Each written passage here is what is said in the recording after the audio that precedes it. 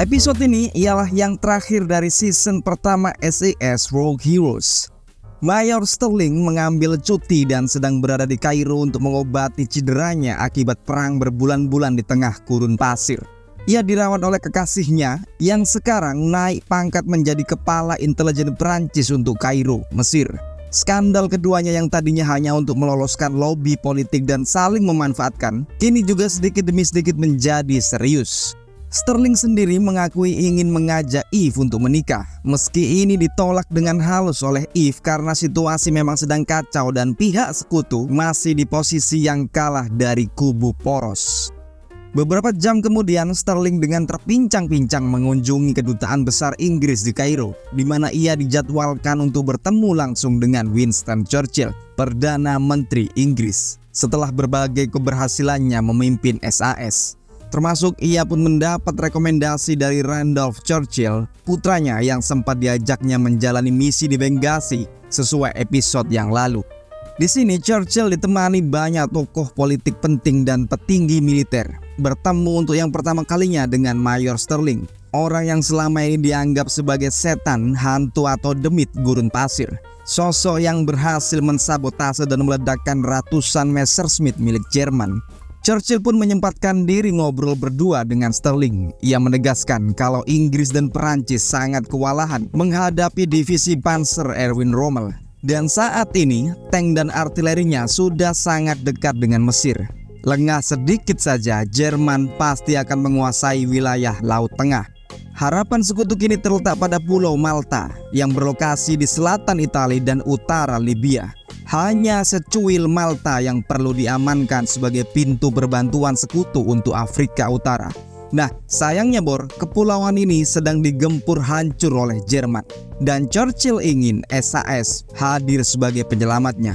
Apalagi sebentar lagi konvoi supply akan dikirim Inggris melalui jalur Gibraltar dan Alexandria.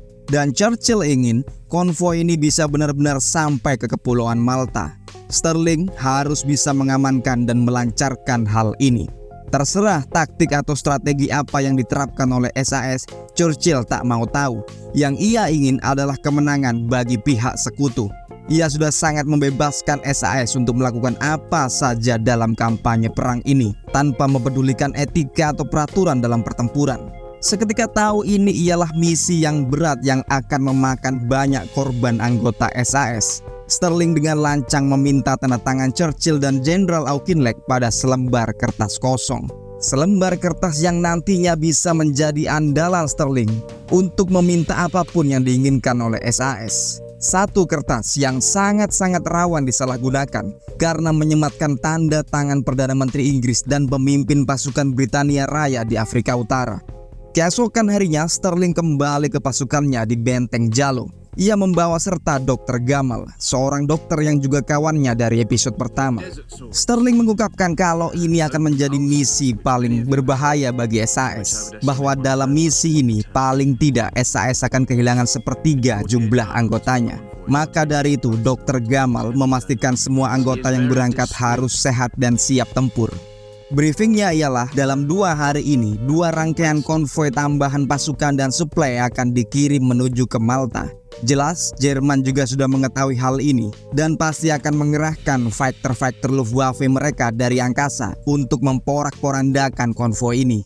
Nah, seperti biasa, tugas SAS ialah mensabotase sebanyak mungkin pesawat-pesawat ini sebelum mereka bisa terbang.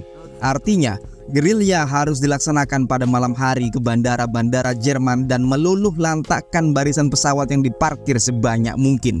Sayangnya pula, taktik SAS yang seperti ini kemungkinan besar sudah dipahami oleh kubu Jerman. Dan hal ini hanya akan membuat segala tugas ini semakin berbahaya dan mengancam nyawa. Sterling pun lantas membeberkan target mereka ialah 6 bandara musuh harus diserbu secara bersamaan, termasuk bandara yang ada di Pulau Kreta, jauh dari Libya. Dan untuk misi bunuh diri ini, SAS akan dibekali dengan 50 Jeep Willys baru, Land Rover dan Dodge yang baru, 20 truk baru, juga seabrek senapan mesin Vickers dan Beretta, dan segala teknologi perang terbaru yang dimiliki oleh Inggris akan dibawa serta oleh SAS. Malam harinya dijelaskan kalau Kapten Berze akan naik kapal selam dan menuju ke Pulau Kreta dengan melintasi Teluk Mali. Nanti di sana, ia akan bertemu dengan Kapten Alexander Norton yang akan membantunya menghancurkan Bandara Heraklion. Sementara itu Regu Paddy akan mampir ke Berka pertama dan seorang perwira Prancis bernama Zirnheld akan menyerang Berka kedua. Sedangkan Augustin Jordan akan bergerilya di Bandara Derna dan Martuba yang berada di balik lini depan Jerman. Sementara Sterling sendiri akan merapat ke Bandara Benina, sebuah lapangan terbang yang paling besar di antara semuanya. Keesokan subuh, benteng Jalo pun dikosongkan. Serdadu Inggris dan Legiun Prancis berangkat bersama ke tujuan masing-masing, mengendarai truk dan jeep yang sudah dilengkapi dengan Vickers kembar sebagai perlindungan. Dari sisi Kapten Berze sendiri telah sampai di pantai Malia di Pulau Kreta. Ia dengan pasti merapat ke bandara di Heraklion. Di sini, ia pun langsung disambut oleh Kapten Norton yang sudah sampai duluan. Regu dua kapten yang sudah menyamar berpakaian sipil ini pun langsung menjalankan aksinya. Dan kita beralih ke kelompok Augustin Jordan. Dua orang Legiun Jerman ini dipercaya menjadi yang terdepan. Mereka kembali menyamar menjadi tentara Wehrmacht, membawa truk menuju Derna. Dan ketika tiba di portal perbatasan, Legiun bernama Esner ini pun berlaku seperti serdadu Jerman yang sedang membawa tawanan sekutu, dan ini memang sangat manjur. Dan seketika lolos di dalam truk, para tawanan palsu ini langsung menyiapkan peledak masing-masing. Mereka tahu persis bahwa besar kemungkinan jika mereka tak akan pulang lagi.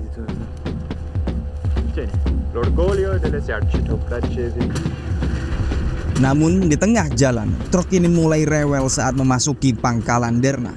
Dua orang Jerman di depan ini memutuskan untuk berhenti dan meminta bantuan. Sementara di dalam, Letnan Jordan mulai curiga dan memutuskan untuk turun mengamati. Ada yang aneh di sini. Kedua Legiun Jerman ini sudah tak ada lagi dan truk ini ternyata terparkir di tengah lapangan. Jordan menjadi ingat Paddy pernah memperingatkannya kalau dua orang Jerman ini, Esner dan Bruckner, sewaktu-waktu bisa mengkhianati Perancis karena mereka pun juga tak ragu mengkhianati Jerman. Orang seperti ini sungguh tak bisa dipercaya. Namun Letnan Jordan ini terlalu lugu. Satu Legiun Jerman muncul, Esner, meski ternyata bukan dia pengkhianatnya. Sampai akhirnya malah muncul Bruckner yang langsung membawa sepeleton Wehrmacht. Dan apa mau dikata Bor, ramalan Paddy meski terdengar rasis dan brutal, nyatanya memang benar. Legiun Jerman bernama Bruckner ini sudah mengkhianati mereka semua. Dan kru Augustin Jordan yang tadinya hanya berpura-pura menjadi tawanan perang untuk bisa menembus frontline Jerman, kini malah benar-benar menjadi tawanan yang sesungguhnya.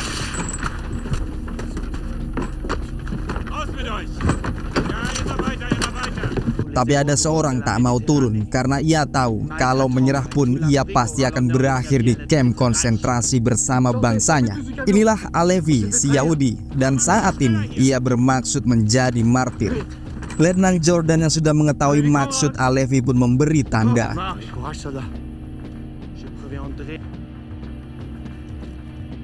Dan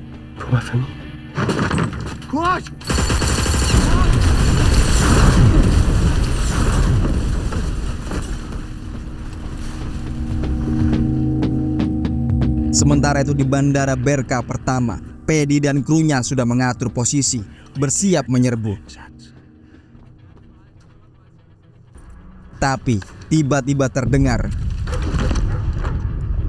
sial seribu sial, ini adalah situasi Bandara Berka kedua yang tengah diserbu oleh Letnan Zirnheld. Ia mengeksekusi peledakan terlalu awal dari yang direncanakan dan ini jelas mengacaukan taktik Paddy. Dan memang seluruh serdadu di Berka pertama langsung menjadi awas, menjadi waspada. Pos-pos jaga pun langsung diperkuat dan kendaraan tempur dinyalakan. Paddy hanya bisa kecut dan kecewa.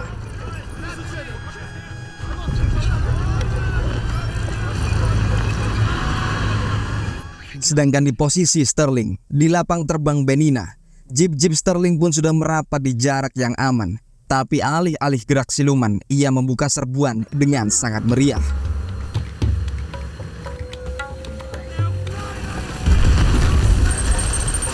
Butcher and bomb!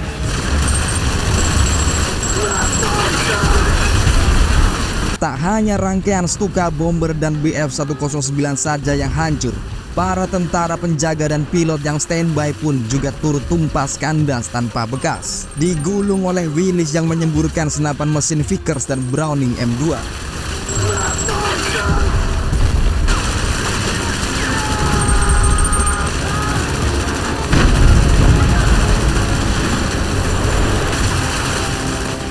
Nah, dikisahkan hari sudah menjadi pagi. Kita menengok kiprah Paddy the Baddy. Kini ia berada di tengah bekas pemukiman antah berantah.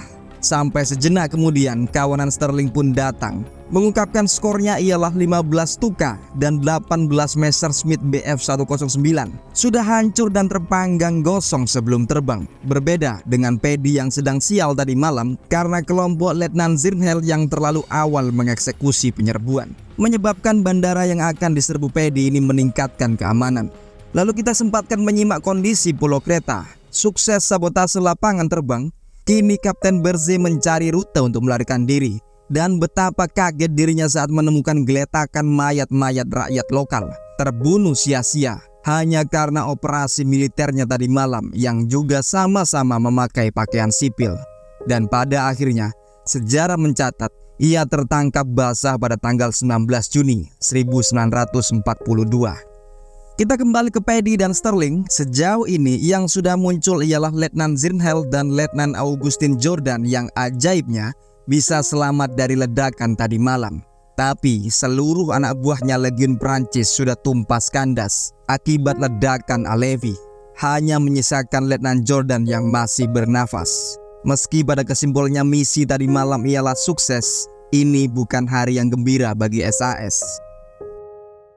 Kita langsung tancap gas ke Kairo. Beberapa hari kemudian di Empire Club. Di sini Sterling bertemu dengan Kolonel Dudley sekali lagi.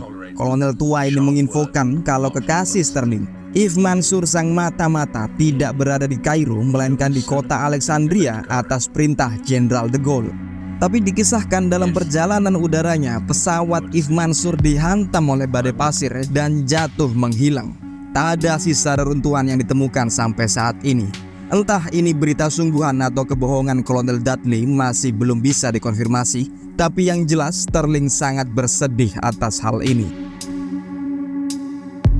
Keesokan harinya, merasa sudah tak ada lagi orang yang penting di hatinya di Kairo ini, ia pun kembali ke Benteng Jalu. Kini anggota SAS sudah berkurang banyak setelah misi tempo hari. Sterling menjelaskan segala kesimpulannya bahwa ada 17 kapal suplai yang dikirim, dan 15 diantaranya ditenggelamkan oleh kapal selam dan pesawat Jerman. Namun ada 2 kapal yang berhasil mencapai Malta, mengangkut makanan, persenjataan dan kendaraan tempur bantuan. Ini berarti juga meski sudah kehilangan banyak kapal dan sudah ratusan nyawa serdadu sekutu yang melayang, Malta sudah selamat berkat aksi SAS. Kampanye sekutu di Afrika Utara bisa bernafas lebih lega dan Sterling sendiri kini diangkat menjadi kolonel. Dan sebagai berita gembira tambahan, Amerika yang selama ini diam saja memutuskan untuk ikut dalam perang dan membantu pihak sekutu. Dan ini sesuai fakta sejarah bahwa Amerika Serikat turun ke medan perang dunia pada tahun 1941, tapi baru benar-benar join ke front Afrika pada November 1942. Dikisahkan mereka mendarat di Casablanca, Maroko tanggal 8 November dalam Operation Torch. Setelah ini Sterling menjelajah melewati celah Gabes yang berada di Tunisia. Ia dikawani oleh Mike Sattler dan Cooper membawa sebuah Willys. Tapi tiba-tiba tank Jerman muncul dari atas tebing. Dan meski disamarkan sebagai panser, ini ialah tank Chrysler M60A3. Dalam penyergapan liar ini, Sattler dan Cooper langsung lari tunggang langgang, mundur dan naik ke atas tebing untuk mencari posisi. Mereka berdua meninggalkan Sterling yang tetap di bawah dengan Thompson-nya. Sampai akhirnya situasi memaksa Sterling untuk menyerah.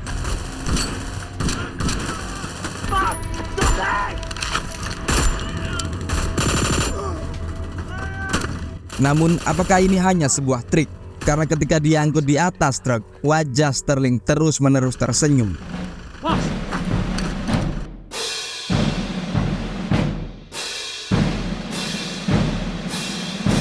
Sedangkan di atas tebing, Cooper dan Sadler meneruskan perjalanan mereka mencari pasukan Amerika. Nah, beberapa jam kemudian di sisi Paddy, Maine, Rex Sikkings memberikan surat dari markas besar mengabarkan kalau Sterling tertangkap di celah Gabes dan kepemimpinan SAS diserahkan pada Kapten Paddy yang kini dipromosikan naik pangkat sebagai mayor. Dan sekaligus inilah adegan terakhir dari SAS Rogue Heroes season pertama. Semoga kita bisa jumpa di season kedua. Tetap standby dengan All Good di JDFX. Wassalamualaikum.